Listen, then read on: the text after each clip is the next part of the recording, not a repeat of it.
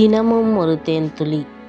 மெய்யாகவே மெய்யாகவே நான் உங்களுக்கு சொல்கிறேன், ஆட்டுத் தொழுவத்திற்குள் வாசல் வழியாய் பிரவேசியாமல் வேறு வழியாய் ஏறுகிறவன் கள்ளனும் கொள்ளைக்காரனுமாய் இருக்கிறான்.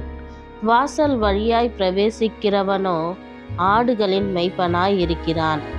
வாசலை காக்கிறவன் அவனுக்கு திறக்கிறான்.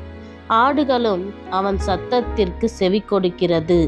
அவன் தன்னுடைய ஆடுகளை பெயர் சொல்லி கூப்பிட்டு அவைகளை வெளியே நடத்தி கொண்டு போகிறான். அவன் தன்னுடைய ஆடுகளை வெளியே விட்ட பின்பு அவைகளுக்கு முன்பாக நடந்து போகிறான். ஆடுகள் அவன் சத்தத்தை அறிந்திருக்கிறபடியால் அவனுக்கு பின் செல்கிறது. அந்நியருடைய சத்தத்தை அறியாதபடியினால் அவைகள் அந்நியருக்கு பின் செல்லாமல் அவனை விட்டோடி போகும் என்றார். இந்த ஓமையை இயேசு அவர்களுடனே சொன்னார். அவர்களோ அவர் சொன்னவைகளின் கருத்தை அறியவில்லை. ஆதலால் இயேசு மறுபடியும் அவர்களை நோக்கி, நானே ஆடுகளுக்கு வாசல் என்று மெய்யாகவே மெய்யாகவே உங்களுக்கு சொல்கிறேன்.